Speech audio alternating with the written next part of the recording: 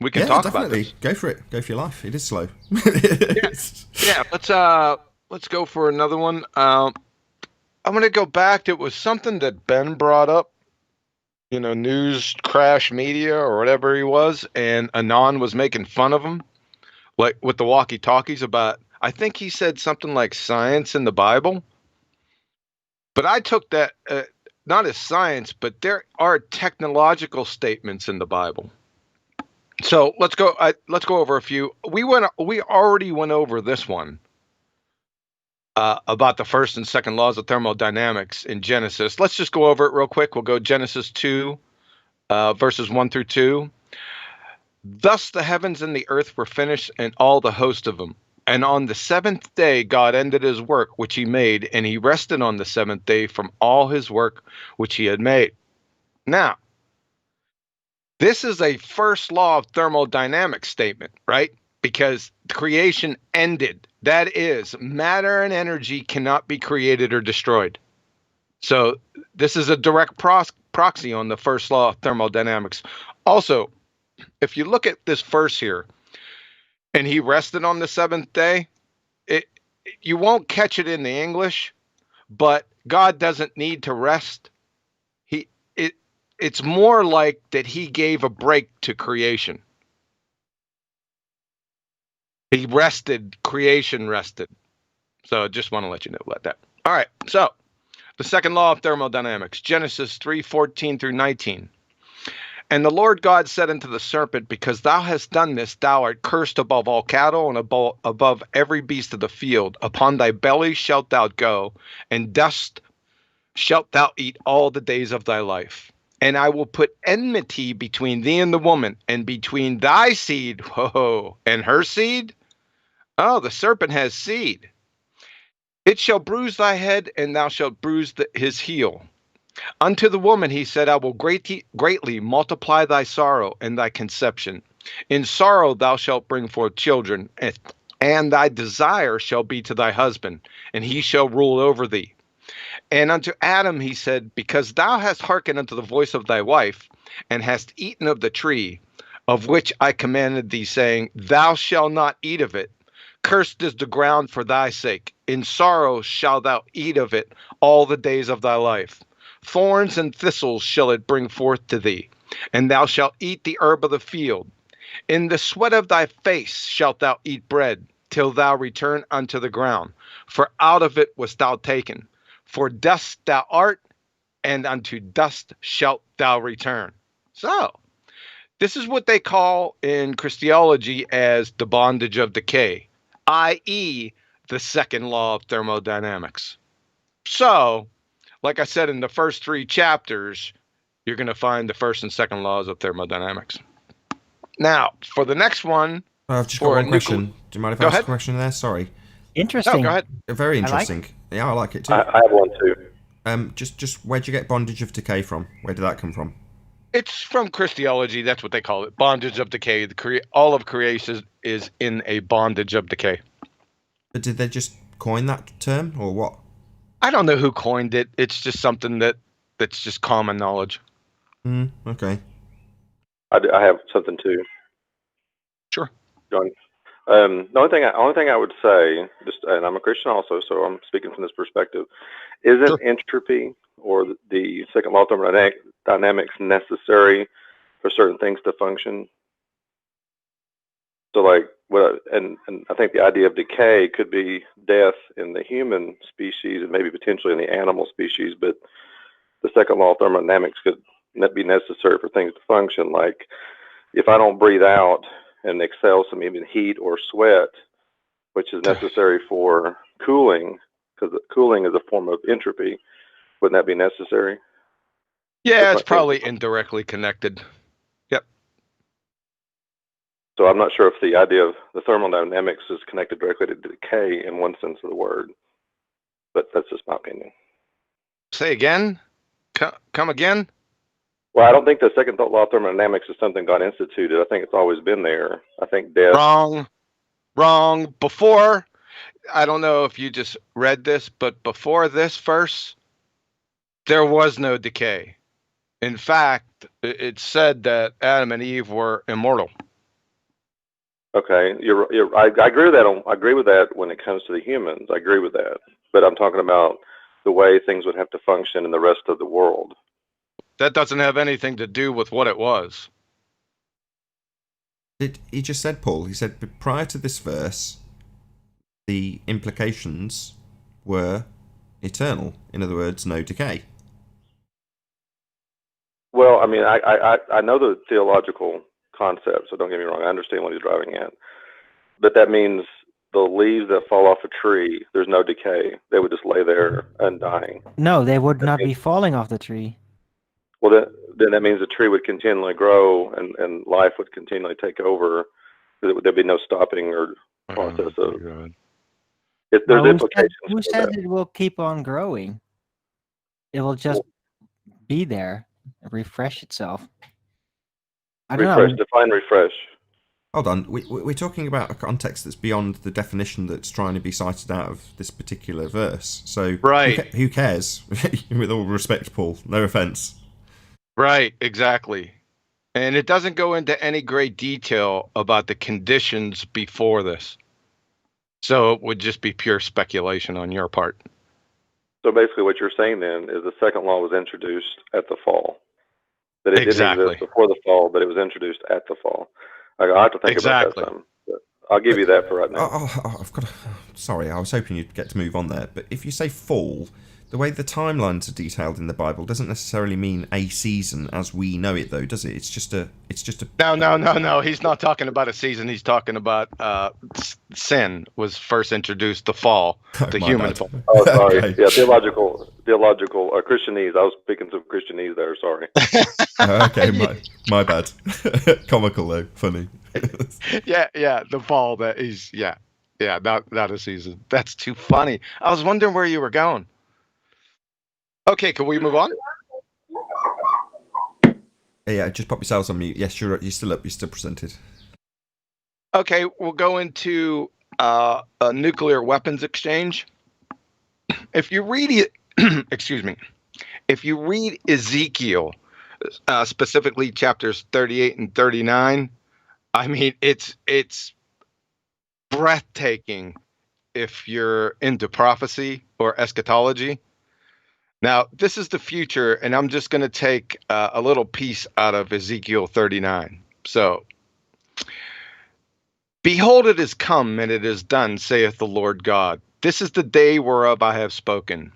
And they that dwell in the cities of Israel shall go forth, and shall set on fire, and burn the weapons, both the shields and the bucklers, the bows and the arrows, the handstaves and the spears, and they shall burn them with fire 7 years, so that they shall take no wood out of the field, neither cut down any out of the forest, for they shall burn the weapons with fire, and they shall spoil those that spoiled them, and rob those that robbed them, saith the Lord God.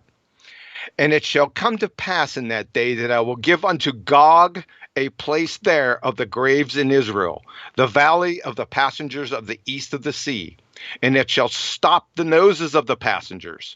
And there shall they bury Gog and all his multitude, and they shall call it the valley of Hamon-Gog. And 7 months shall the house of Israel be burying of them, and that they may cleanse the land.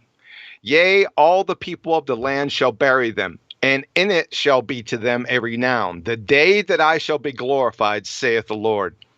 And they shall sever out men of continual employment, passing through the land to bury with the passengers those that remain upon the face of the earth, to cleanse it. After the end of 7 months shall they search. And the passengers that pass through the land, when any seeth a man's bone, then shall he set up a sign by it, till the buriers have buried it in the valley of Hamon-Gog. And also the name of the city shall be Hamanah. Thus shall they cleanse the land. So this is called the Gog-Magog invasion, and it's still yet future. And as you can tell by the verse, when I first read this, I said, oh my God. So, number one, after the battle, the leftover weapons will provide the energy needs of Israel for 7 years. Number 2, after waiting 7 months, professionals, contractors are hired to clear the battlefield for 7 months.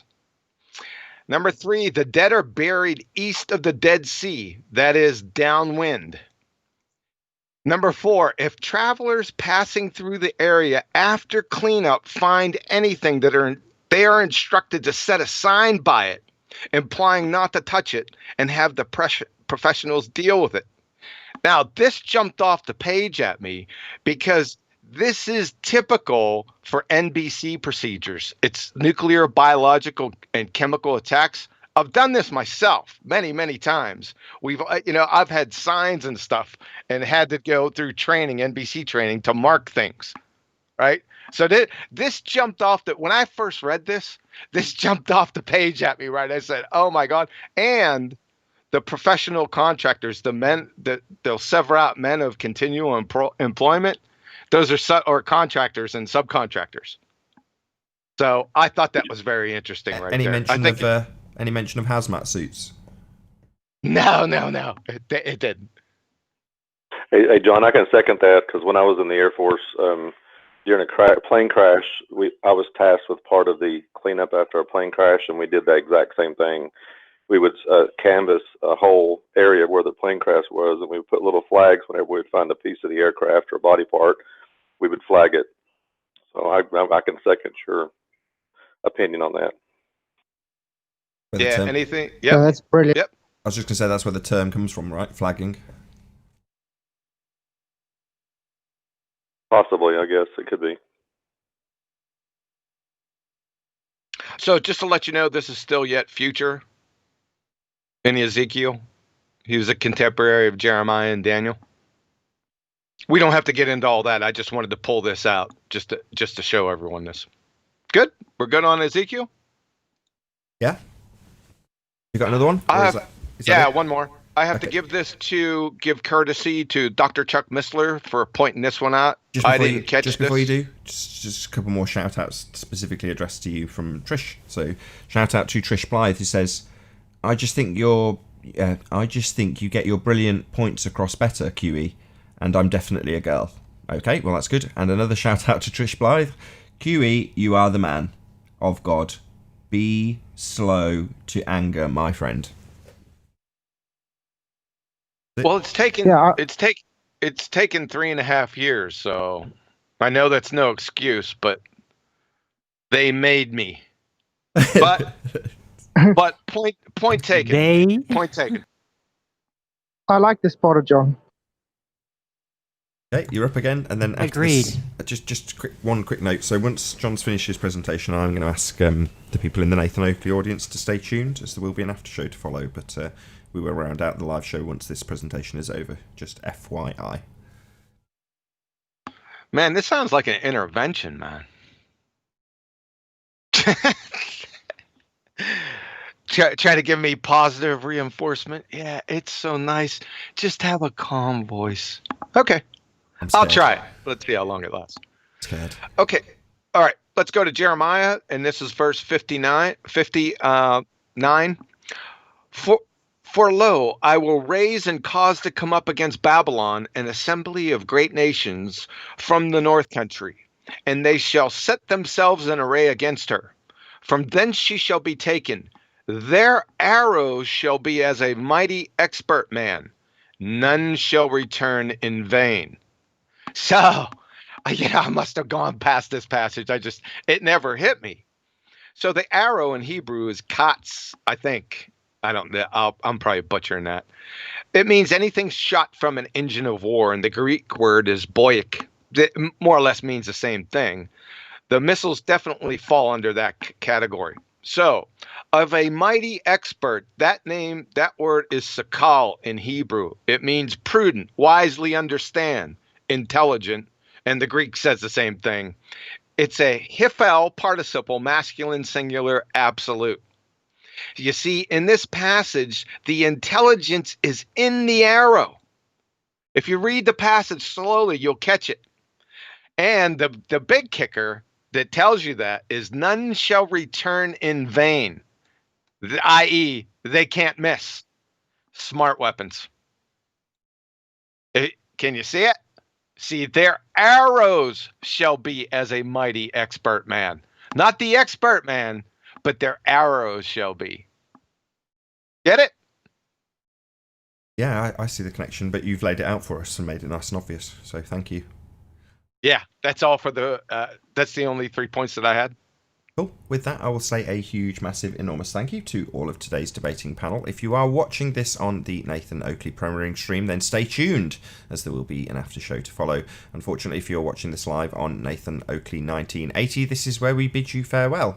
A huge, massive, enormous thank you to Trish for smashing the super chat, and all of you for liking, commenting, sharing, subscribing, and all that good stuff.